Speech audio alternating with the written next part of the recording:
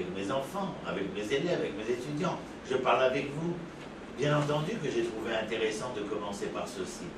Mais la Torah aussi a trouvé nécessaire de commencer par cela, par le Sefer Bereshit. La question, elle est déjà posée par Rashi. Vous n'y avez pas fait attention?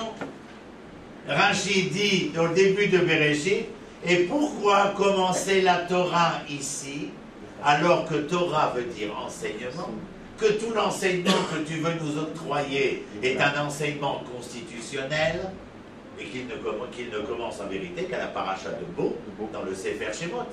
Et il y a quand même 26 générations qui séparent l'une de l'autre. Alors qu'est-ce que tu veux de nous? Et bien là voilà la réponse. Sefer à Bereshit, il n'y a pas de mitzvot. Il y a des mitzvot individuels, Brit Mila, Guidanasé, machin. Mais ce pourquoi la Torah va être donnée, c'est pour apporter à la conscience collective d'Israël et à l'être Israël en tant que peuple et nation, une manière d'être et de devenir, quand lui est le prophète des nations, c'est-à-dire celui par qui le message de l'Éternel est transmis. Ce n'est pas que le Navi pour Israël, c'est Israël pour les nations. Et le retour d'Israël, c'est l'espérance du monde, comme disait mon ami le professeur Abraham Livni. Zimon Oliver. Donc lorsqu'il est écrit Tzadik Veyachar, où je veux comprendre, Alma mais Lama, pourquoi? Pour quelle raison est-ce écrit ainsi?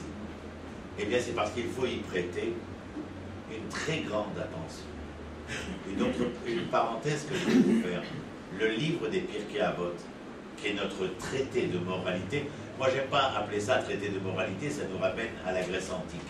Mais je l'appelle le livre des lettres de noblesse des princes et des princesses d'Israël que nous sommes. Ces lettres de noblesse, je vous le rappelle, elles sont divisées en 5 chapitres. Et beaucoup de nos sages ont fait attention que chacun de ces chapitres aurait trait à un livre particulier. Si vous n'avez rien à faire pendant ces semaines à venir, regardez à quel paracha correspond tel passage de la Mishnah dans le premier chapitre des Pirkei Avot. Les maximes de nos pères. Pirkei, les chapitres de nos pères. À la question, bien entendu, qu'il fallait nous poser. La loi, nous l'avons dit, aurait dû commencer par achat de mots dans le Sefer Shemot. Alors Bereshit, c'est quoi? Des histoires, des aventures, des amours éperdus, des rencontres épiques. Passionnant, bien entendu. On peut s'en regorger à la Cécile B2000. Mais est-ce suffisant pour l'écrire? Je vais vous prendre un exemple, qui est une leçon, bien entendu. On va prendre le premier, Adam Arishon. C'est un échec. Vous vous rappelez? C'est un échec. Il ne fait pas ce qu'il devait faire, à tel point que l'Éternel le recherche, et que lui, se cachant, pensait que l'Éternel le recherchait géographiquement. Ce qui n'était pas le cas, puisque Ayeka ne veut pas dire où es-tu, mais Erata, comment es-tu? C'est-à-dire que nous tenons de l'être et non pas de la position GPS de l'avoir Adam. L'Éternel lui dit, maintenant que je t'ai retrouvé, ce sera pour toi le paradis perdu. Mais il n'y aura pas d'enfant au paradis. Ce sera sur terre.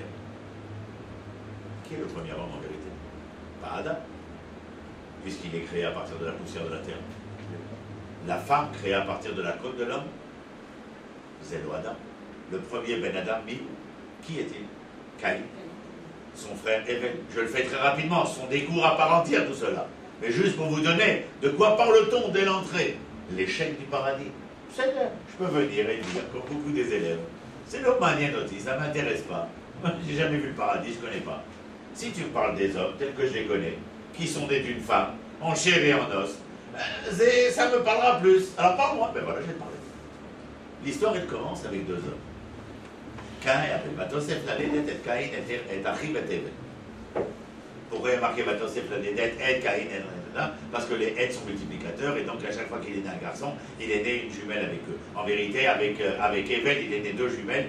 C'est la raison, dit-on dans le Midrash, de la jalousie de Caïn vis-à-vis de Evel. Mais c'est pas important.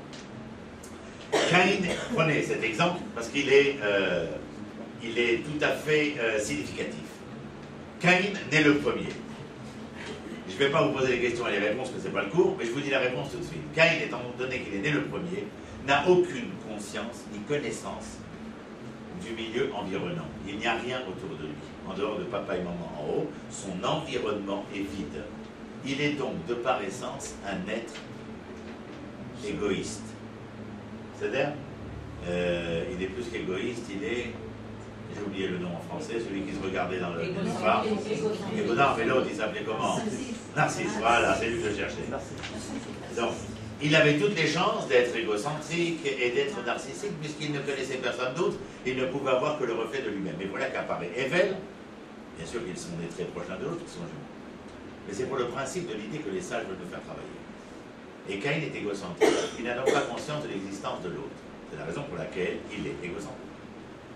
Anochi en hébreu. Et Èvel naît le second, mais lui, en tant que second, a conscience de l'existence d'autrui.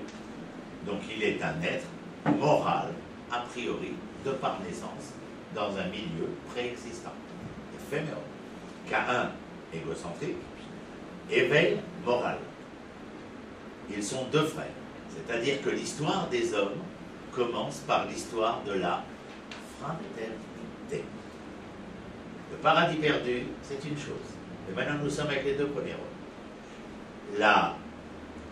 L'appréciation ne va pouvoir se porter que sur la réalisation ou non-réalisation de cette fraternité.